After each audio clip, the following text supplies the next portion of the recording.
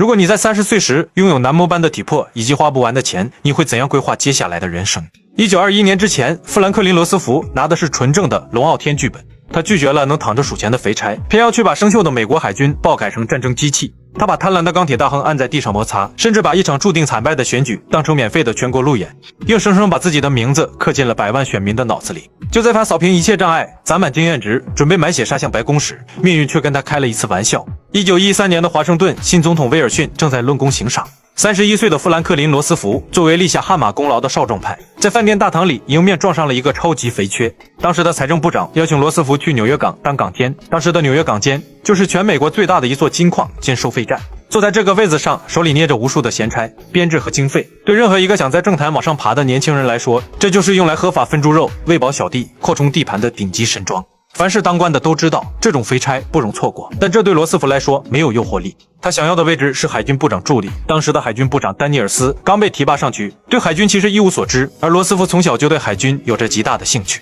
他阅读了大量有关海权和海军技术的历史书籍。1913年3月17日，罗斯福正式被任命为海军部长助理。从政仅仅3年的罗斯福大步跨进了海军部大楼，坐上了堂叔西奥多曾经坐过的皮椅。但他马上发现自己接手的根本不是什么无敌舰队，而是一个养老院。长久的太平盛世让高级军官们已经闲到蛋隐隐作痛，开始利用海军这个部门各种捞钱。首先看最底层的利益分配，造军舰要用装甲板，当时美国国内的钢铁企业其实早就把政府当成了一只待宰的肥羊。国内能造顶级装甲板的企业就那么几家，他们结成了一个心照不宣的价格同盟。当海军部来采购时，他们开出的价格高得令人折舌。海军部的官僚们反正花的是纳税人的钱，预算批下来大笔一挥就签字了。本来可以造出更优质的军舰，在这种操作下起码打5折。如果说预算是被企业吸干的，那战斗力就是被制度耗死的。当时海军高级军官的提职晋级靠的是4个字：论资排辈。一个军官能不能升职，不看他打靶准不准，不看他战术懂不懂，全看他活得够不够长。只要你不犯错，熬死了上面的老头，那个位子自然就是你的，因此无法能者居之。他直接抹杀了所有人的创新动力，形成一种多做多错，少做少错，不做就废稳的氛围。那我为什么要冒着风险去搞什么现代化训练？高层在熬资历，而底层就是被繁琐的程序不断折磨。一艘军舰进港补给本来是战备中最关键的一环，但在当时的流程下，船长可能要填报无数张表格，盖上10几个公章，才能领到1桶汽油或1批配件。军舰就像被绑在港口里的木偶，动弹不得。最荒唐的是，当时美国海军有极高的溺水死亡率，他们每天在甲板上操练阵型，却连最基本的游泳技能都不普及。罗斯福上任后，自然要给他们来一次大整顿。所谓新官上任3把火，第一把火就是市场规则。小罗斯福看这些美国钢铁大亨们这么坑，罗斯福不声不响地找来了英国等欧洲国家的钢铁企业参与竞标，报价单揭晓，外国企业的报价比美国本土巨头低了一大截。本土资本家一看急眼了，立即表示罗斯福不爱国，他们在报纸上大声疾呼，在华盛顿到处游说。罗斯福现在为了省几块钱去买英国佬的装甲板，确实便宜，但你们想过没有？装甲板那是战列舰的防弹衣，一旦爆发战争，英国人把供货渠道一掐断，我们的军舰难道光着屁股上阵吗？大亨们试图用外国卡脖子的恐惧感逼迫海军部放弃比价，他们的潜台词很明确，我们的装甲板虽然贵得离谱，但那是爱国的溢价。这些话是说给美国高层们听的。下面就是跟底层老百姓说，海军部正在砸美国工人的饭碗，现在他们又想到美国工人了。你们看看，美国钢铁厂里的工人们正嗷嗷待哺，他们辛勤挥洒汗水，结果政府却拿着纳税人的钱去养活欧洲的钢铁工人。长此以往，我们的工厂只能倒闭，工人们只能流落街头。罗斯福用心之狠毒，你们都看看。然后他们再去游说国会，当海军部在采购上卡他们的脖子时，大亨们立刻让这些议员在国会听证会上对丹尼尔斯和罗斯福开炮。如果是一般的政客，早就吓得尿遁，乖乖在天价账单上签字了。罗斯福表示，你们说买外国货不安全，对，有道理。你们说要保护美国工人的饭碗，对，也有道理。既然私营大企业觉得按照市场价卖给政府就得亏本，就得倒闭，那海军部绝不能让爱国的资本家们吃亏。所以我们决定由联邦政府自己出资建一座国营的装甲板厂，自己炼钢，自己造假，既保住了机密，又肥水不流外人田 ，perfect。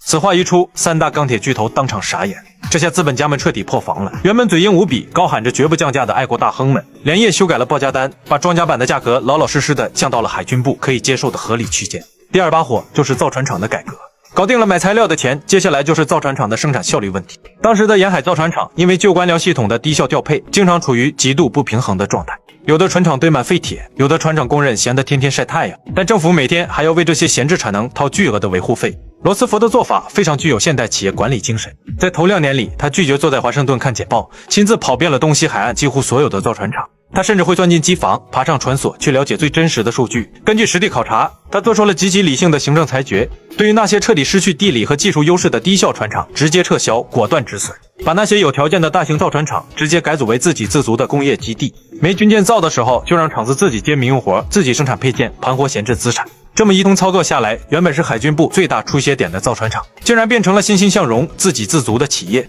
但是机器修好了，人的问题还没解决。第三把火，军制改革。罗斯福很清楚，再不改革，这支舰队到了战场上就是送人头的。他不搞什么空洞的思想教育，直接从底层利益链下手，动用了职场上最拉仇恨的一招择优提拔。你资历再老，如果不懂新技术，没有实干能力，对不起，请你提前退休或者靠边站。相反，那些锐气十足、懂现代海战的少壮派军官，被罗斯福像坐直升机一样火速提拔，塞进了高层大换血之后，就是从底层动刀子。舰队里的落水淹死率高得吓人，罗斯福就在全舰队设立一个游泳竞赛杯。军人都是要面子、好竞争的，你让他死记硬背安全手册，他打瞌睡；你让他代表自己的军舰去跟隔壁军舰抢奖杯，他能把海水游出花来。没过多久，补救措施全面铺开，整个舰队的单兵身体素质和求生能力直线飙升。不但如此，他还大刀阔斧地砍掉了舰队进港补给时的繁琐签字流程。以前补给一次要10几天，现在流程来个大砍，军舰进港装满物资就能重返大洋。对外的钱袋子，他用市场规则逼大亨降价；对内的人事部，他用绩效考核把狼群换上了甲板。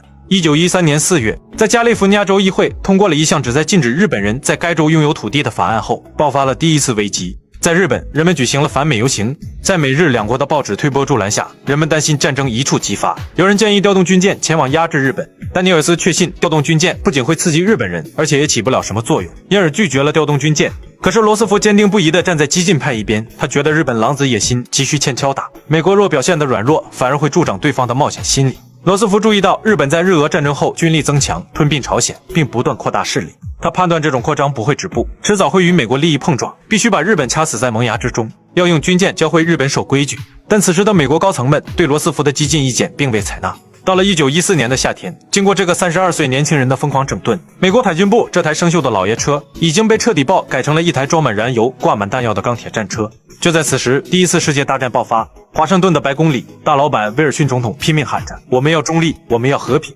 而在几条街外的海军部办公室里，罗斯福看着墙上的世界海图，眼睛里却燃烧起了一股极度亢奋甚至令人发指的战意。罗斯福没有公然跟威尔逊的中立国策唱反调，但他立刻在自己的职权范围内把海军部切换到了准战时状态。他极其敏锐地抓住了后勤这条生命线。当白宫还在呼吁和平时，罗斯福已经开始以极其强硬的手腕干预军工生产。他大幅度削减了繁文缛节，绕开那些行动迟缓的委员会，直接向造船厂下达加速生产驱逐舰和储备弹药的指令。他四处搜刮海军汽油储备，他甚至在私下疯狂游说国会议员，要求拨更多的钱来扩充舰队规模。这在当时的白宫看来，简直就是无组织、无纪律的刺头行为。但罗斯福表示，如果明天早上战争就砸到美国头上，士兵们手里拿的不能是总统的和平声明，必须是上了膛的步枪和加满油的军舰。罗斯福这种极端的战略焦虑很快就被现实印证了。1915年5月，英国的卢西塔尼亚号客轮在爱尔兰海域被德国 U 型潜艇的鱼雷击沉，1000多人丧失海底，其中包含128名美国人。消息传回华盛顿，举国哗然。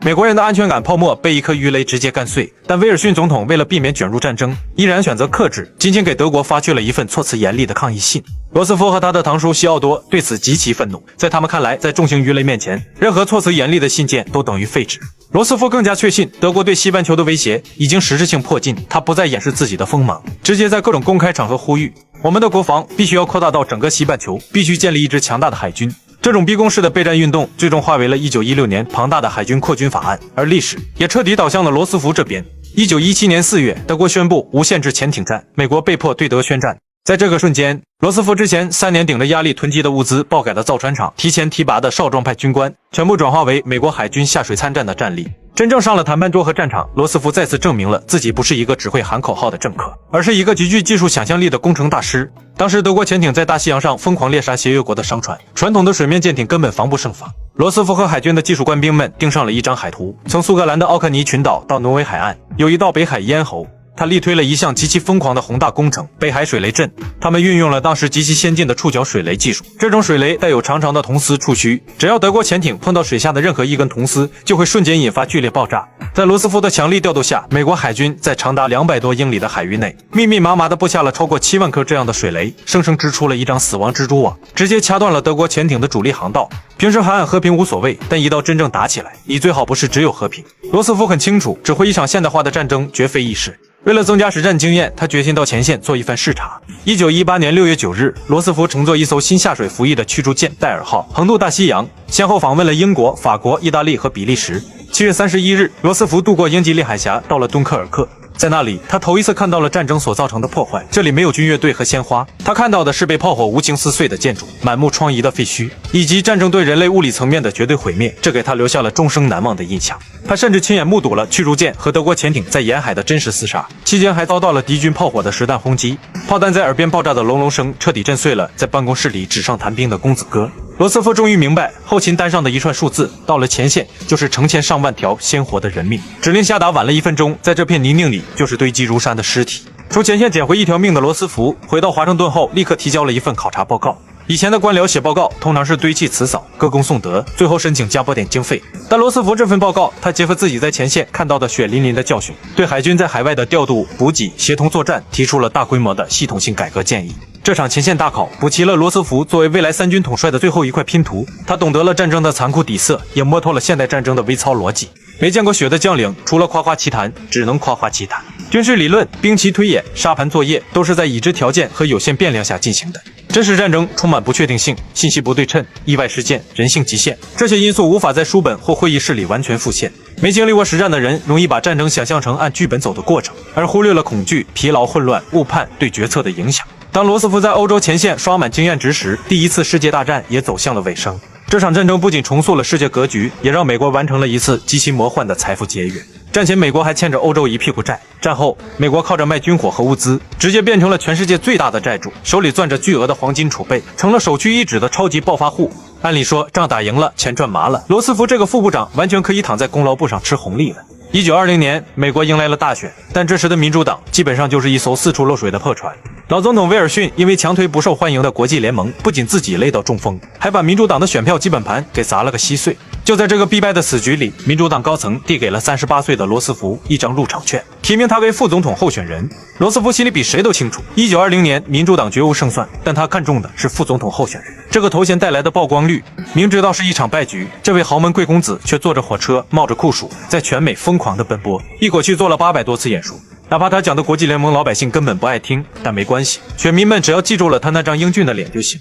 他用这800场必定失败的演讲，在全美国数百万选民的心里强行种下了一颗名为富兰克林·罗斯福的种子。选举结果毫无悬念，民主党被共和党按在地上疯狂摩擦，惨败收场。但罗斯福没有丝毫的沮丧，因为在狂奔的这几个月里，他摸到了这个国家最真实的脉搏，也看清了自己老上司威尔逊的致命死穴。此时的罗斯福一直在观察，威尔逊在罗斯福眼里就是偶像般的人物，是一个愿意为理想奋斗的人，但因为他有极其严重的政治洁癖和道德优越感，这在美国这种政坛上很难做成事情。此时他悟到了一句话，永远不要把梦想当作现实。带着这份极其珍贵的避坑指南，罗斯福拍拍屁股，暂时告别了华盛顿。既然政坛暂时没戏了，那就去商界降维打击。带着前助理海军部长和副总统候选人的耀眼光环，罗斯福一下海就被巴尔的摩的金融大鳄重金挖走，成了信托储蓄公司纽约分公司的主任。他的年薪高达25000美元，这相当于他在海军部当副部长时工资的5倍。远离了华盛顿的尔虞我诈，罗斯福迎来了人生中最惬意的一段时光。工作上，他靠着强大的人脉网，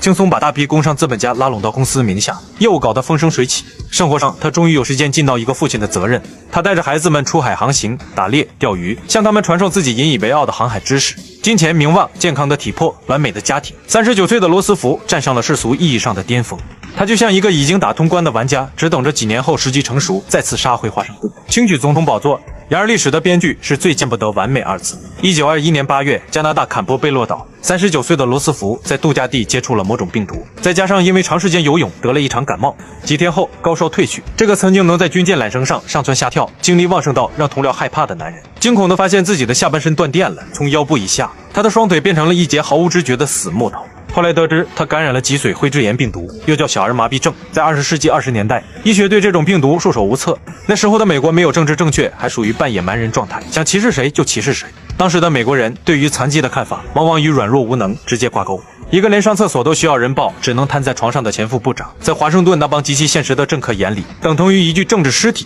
按理说，剧本到这里就该全剧终了，拿着2.5万美元的年薪，当个安静的富贵残疾人，老死残生。但罗斯福心中还有一大堆东西没有实现。为了不让华盛顿这台健忘的机器把他彻底抛弃，罗斯福的病床前迅速支起了一个他自己的小班子。首先就是他的妻子艾莉诺，她原本是个极度害羞，连大声说话都会脸红的传统贵妇，但为了保住丈夫的政治基本盘，她硬着头皮走上演讲台，代替丈夫去走访底层，结交工会领袖。还有他的死党路易斯豪，他过去是一名报社记者，他用罗斯福的口吻疯狂给全国各地的民主党大佬回信，他用各种充满活力的措辞，在政界制造出了一种极其逼真的舆论幻觉。罗斯福只是在短暂休假，他马上就会生龙活虎地杀回来。罗斯福无法接受永远坐着的事实，为了能像正常人一样站着演讲，他定制了10磅重的沉重钢铁支架，把毫无知觉的双腿死死锁住。他靠着极度发达的双臂力量，死死撑着拐杖，在长长的走廊里练习一步步往前甩。每一次摔倒都是对尊严的粉碎，每一次爬起都是对意志的重铸。为了治病，他花掉大半积蓄买下了佐治亚州的温泉镇，